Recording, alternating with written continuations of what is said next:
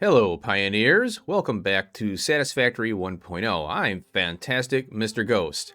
Last episode, we hooked up 4 trains, 4 steel pipe, steel beams, plastic, and rubber. After I concreted this entire frickin' hole.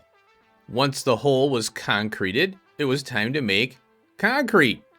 Wet concrete, to be exact, 800 a minute. However, I am short, and we're going to fix that today. Next, it was on to petroleum coke for our steel. I like complexity, and it was only 300 oil for 100 steel a minute out of one foundry. So, this is what I did. Heavy oil residue produces polymer resin, and that's great because we need the plastic. So that will be trained up and sent along. With petroleum coke and a local iron mine, now 1,600 steel a minute can be produced. But remember I said I'm short on concrete, 400 to be exact. So I need a total of 1,600 concrete in order to utilize the entire steel build. So, here's some spaghetti for you. Get your forks. We're going to be tapping a new stone mine today. And, it wouldn't be satisfactory if the resource wasn't too far for a belt and too close for a train. So, I'm choosing belts.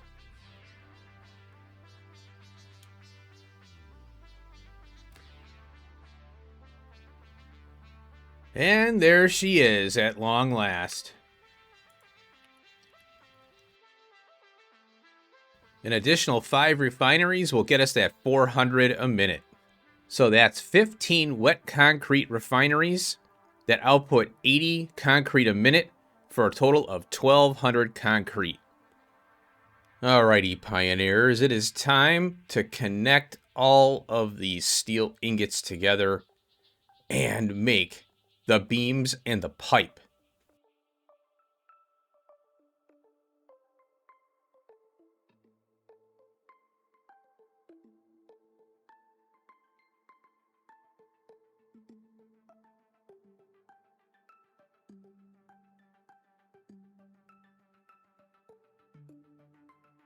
This is 1,600 steel ingots, and I have 2 banks. One bank supplies the pipe, and the other one will supply the beams. I popped the concrete up right in the middle of the 2 builds, and it worked out really nice. 20 pipe machines. Oh my god.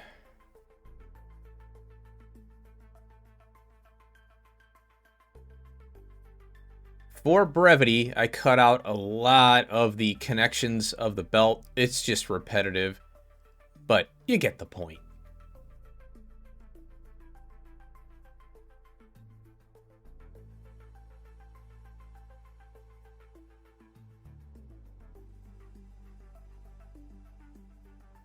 Now here's the concrete coming up and connecting on in.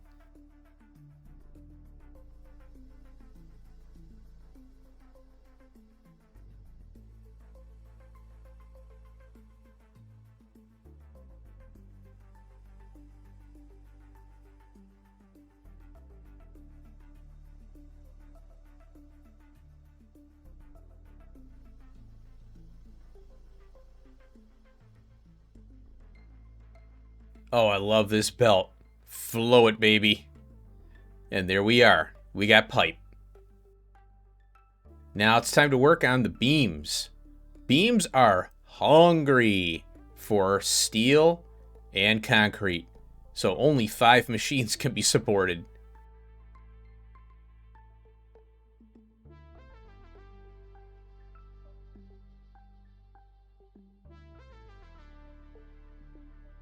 And there's the beams. Let's belt it up and crank them out.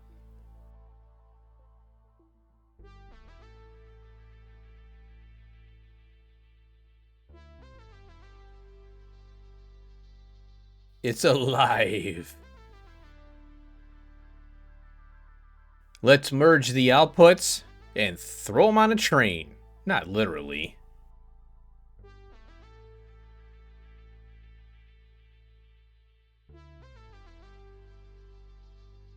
I got to bump the input up to clear the train, and it worked out pretty well.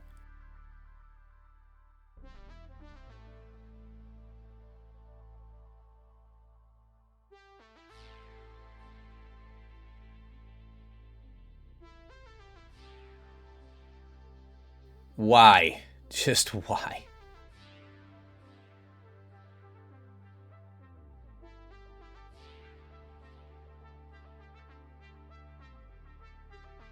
Another long belt. And remember, I'm not afraid of long belts. Steel beams, baby.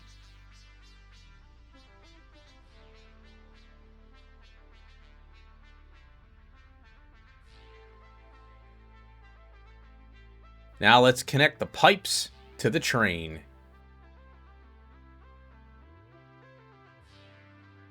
Bam. Magic pipes.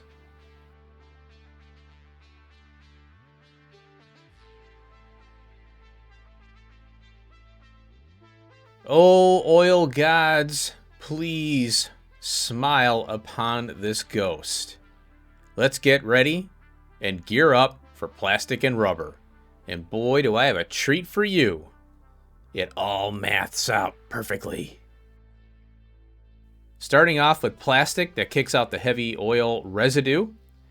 And we'll be tying that in to fuel as well as the recycled rubber, which will be first. For this build, it works out perfectly to use 4 mixers. And the mixers are going to be doing the diluted fuel, and I will be piping the water up. It's not ideal, but that's the way I'm doing it. A lot of things in Satisfactory aren't always satisfactory. And one of the things that are not satisfactory is that the fluids have head lift. And that's fine, but your space to build is extremely restricted.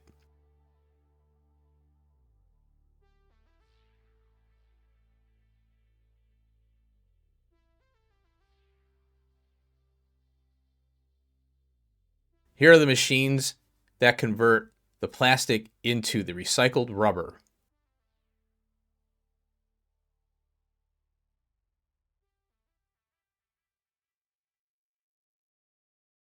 It's 20 plastic refineries to 13.33 recycled rubber machines.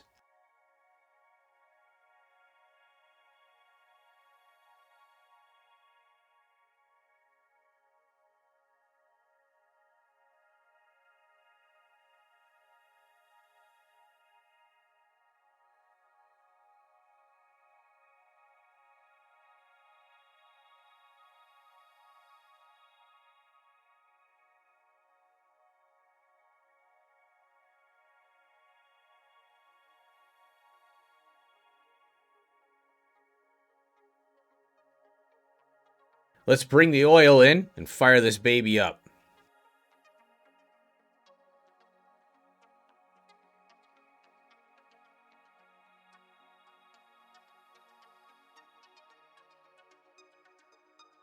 Crude oil connected. I forgot to power the damn thing up and put the head lifters on, so let's do that.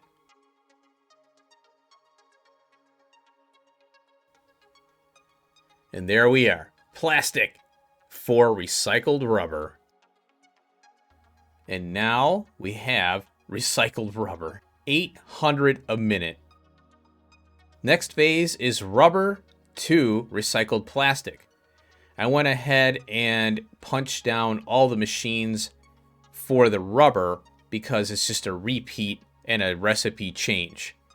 So here I'm hooking up the mixers. For the recycled plastic, I'm using 5 refineries, non-diluted, and 2 blenders, diluted fuel. This combination of machines takes the heavy oil residue and perfectly converts it into the exact amount of fuel we'll need for the recycled plastic.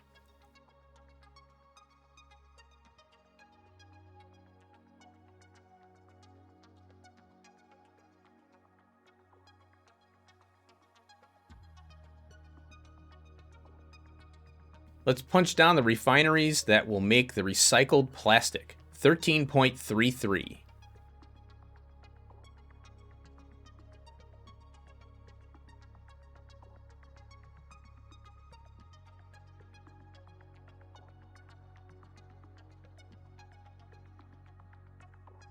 So many pipes and belts went into this build.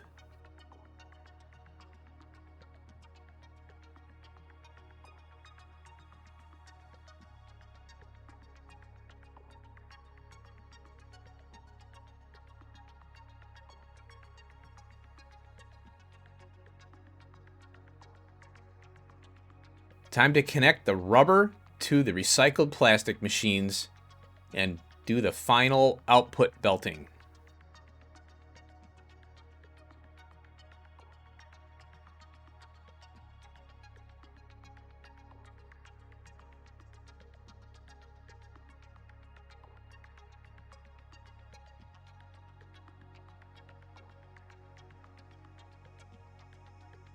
The train needs to be fed plastic, and it will get 800 plastic a minute. Finally, the build is complete.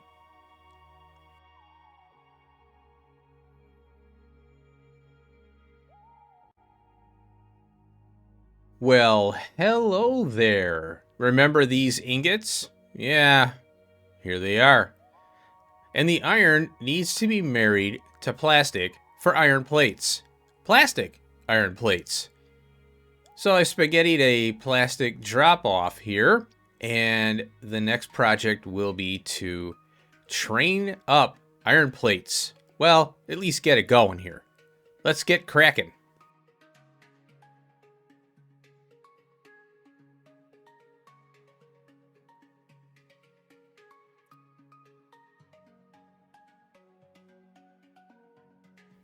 As promised, the rail has been redone, and boy was this a pain in the butt. But now, we've got a plastic train in the plains.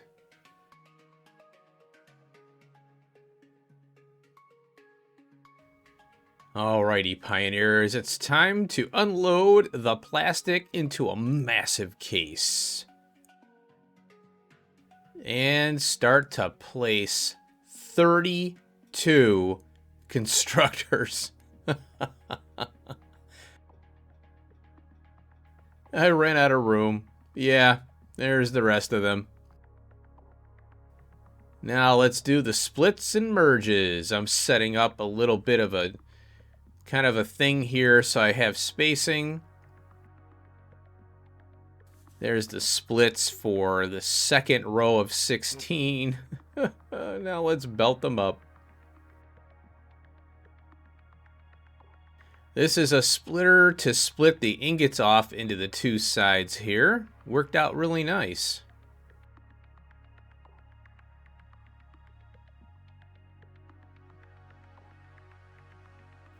Now I got two machines here as a reference, so I know everything is fitting perfectly.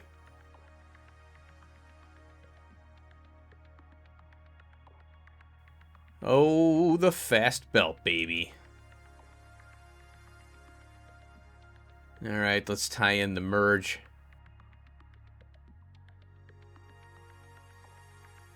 Bring in plastic for the first 16 here. And then the ingots for the entire build.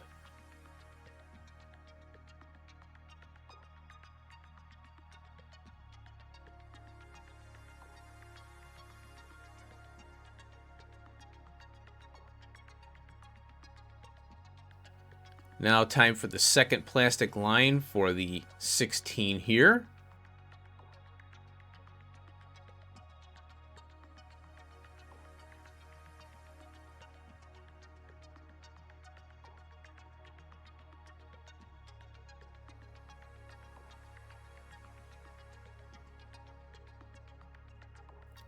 Finalizing the merging outputs. And there it is. 32 times 75. Now we need the train stop to load it up.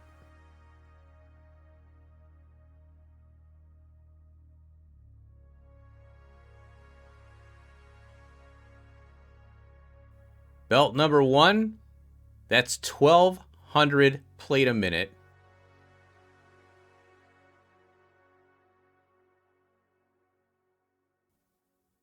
And belt number 2, 2,400 iron plate a minute. Alrighty, pioneers, it's all quiet. Holy cow. 2,400 iron plate a minute. That's a lot of iron plate. Ha! So I went ahead and I put these 2 in. This is the copper ingots and caterium ingots. I'm not entirely sure how I want to do the naming of the trains. So I figure, well, let me name it by biome right now. There's only so much room they give you. I think because the marquee is only so long there. So, Plains Copper without an E.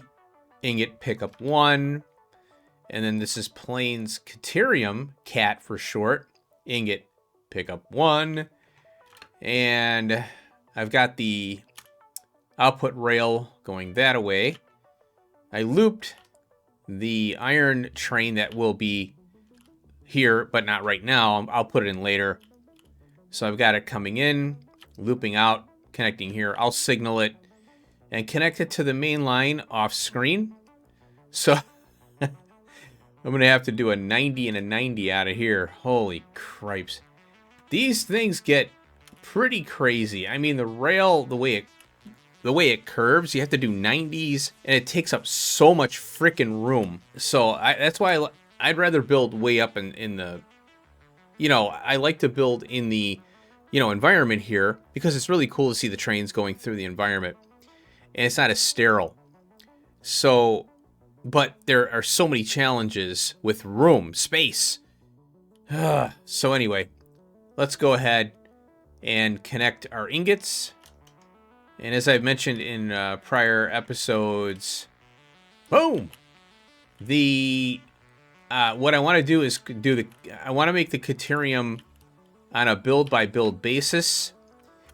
And these ingots are highly compressed wire, caterium and regular wire, so fused wire and all that. Because even on a 1,200 belt, it's only 1,200 wire. That's not a lot. Even battling with 780 belt back in the day, holy cripes, it was tough. So that's why I came up with the building on site for wire and also screws. So it makes screws and the wire more viable by doing this in ingot form on site, for each build. And that's why I like it. A lot of compression there. So this is, oh, I see what's happening. So it's, you know what? I just need, well, you know what? No. Once the case buffers up here, we can get 2,400 in, so we can fill this train up fast. The input is 1,200, but the output is 24 with a full case. So I'm okay with that. And there we go. Gold bars. Boy, I wish I had that in my bank account right now. So that is pretty darn quick, though. Oh, it stacks to 100. Oh, there we go. Copper and caterium, baby. All right, well, that's a lot of work done in one episode, wouldn't you say? I have a feeling I have too much plate. So we have nitric acid that requires iron plate. We haven't done that yet. And I think, oh my gosh, what is this for here? Oh, here we go. The alternative quartz purification. Now, if we use the just water, I think that's much better. But look at this. Yeah, this dissolved silica is new. I haven't really looked into that yet. Oh, and then we have uranium and an alternate heat fused. Oh, it uses fuel. I might have to look into this one right here. But what is this? Oh, aluminium. So it's using the nitric acid plus the fuel. Aluminium ingots. Oh, and the aluminium's on the docket. I'm probably gonna do 2 aluminium builds because we're gonna need. So the question now I have to research is, we need copper ingots plus the aluminium ingots to make the castings or the little casings. But I don't think we need it for all clad, which we do need all clad So the question is, do I bring the aluminum ingots in and produce that on site, or, it's a tough call, because as much as I want to do the intermediates outside of the space elevator parts, within reason, the aluminium's got a couple twists and turns to it because of the copper ingot doping. Oh, here we go. So yeah, I forgot. It is copper ingot plus aluminium ingot. We get the all clad. And then there's heat sink too. There's one for heat sink. So I'll have to look at what recipe or what alt is best. And then we have the casings too, but that's an aluminium ingot and then copper. Yeah, it's aluminium plus copper is all clad. So here's the alternate that I prefer to use because of the yield on it. It's 112.5 versus 60. This is the one I'm using in the hub now, which used to be our research base. Now it's a hub. So we still need the aluminium ingot for both of the parts here. So it makes sense to do the aluminium here. Maybe, you know what? I think that we'll have focused builds for these. So we'll make an aluminium ingot plus copper to all clad, and that's one, maybe a dedicated bauxite patch, and then a casing patch, a bauxite patch dedicated to the casings. Now the all clad aluminium is used in some parts here. So we have to kind of go through the mess here. This heatsink one, I'd like to look into this, but I think I'm using this. I can't remember. Well, we'll have to look at the heatsink one. And then, here, this right here, the superposition oscillator. I wasn't unaware of the fact that we were going to need the all-clad for the superposition oscillators. So I guess producing the all-clad, bringing it to the base, or the new base, the space parts base, and then bringing the casings directly, and then the all-clad can be converted into, we need it for other things. And then let's see what we got on the heat sinks here. This one right here, the casings plus rubber is the 10 per minute. That's the one I'm using. That's the better one. So we want to use this for sure. And then the heat sinks are used obviously in the cooling. We got the RCU, which uses quartz, which I don't really care for. I like this one here because it's 5 per minute. So yeah, there's some decisions to make there. But I think that, aluminium's it's gonna have to happen for sure. All right, so off screen, what I'll do is I'll tie in this rail right here into the main line, and I have the T right there, so I might take my packs out. Oh, and you know what? Now that I've got the radar, now that I've got these train stops here, I'll reestablish the radar over here somewhere, because this is all done. And I don't know if I'm going to shave this platform down. I don't know. I'll have to see. So yeah, we're done. We got it. Now we've got major parts done. We're still not done. We got, we're not out of the woods yet. And so the dunes is going to start getting some trains eventually, but not right now. So I'm not sure if we're going to work on aluminium next. I'll have to go through my list of parts and prioritize which ones I want to do next. So look forward to that in the next episode. Well, thanks for watching. Hope you enjoyed. Peace out.